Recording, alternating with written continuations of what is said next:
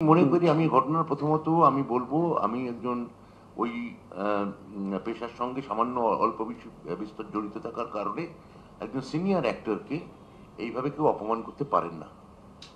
একজন senior actor তিনি প্রতিবাদ করতে গেছেন এবং তার মতো একটা জাতীয় পুরস্কার প্রাপ্ত অভিনেত্রী তাকে এইভাবে যদি কোনো কিছু কিছু নৈরাজ্য সৃষ্টিকারী দল ওইভাবে ঘিরে ধরে এবং অপমান করে, তাহলে সমাজের থেকে আমরা যে সংবেদনশীলতা, যে সহানুভূতি আমরা সর্বত্র আশা করছি, সেটা কি ওইখানে সেই মুহূর্তে তা ধ্বংস হয়ে যায় না?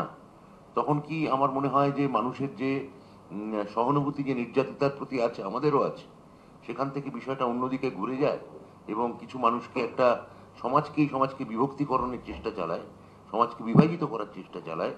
এই ধরনের প্রয়াস আমার মনে হয় আমি এটা একেবারেই সমর্থন করতে পারি না। এই প্রতিবাদটা আমার প্রতিবাদ তোমার প্রতিবাদ এইভাবে ভাগ করা যায় না। সাধারণভাবে প্রত্যেকেই প্রতিবাদে নেমেছেন, প্রত্যেকেরই প্রতিবাদ করার একটা অধিকার আছে, এটা হওয়া উচিত ছিল না। এটা কারা করছেন সেটা তো চিহ্নিত করতে হবে আপনার।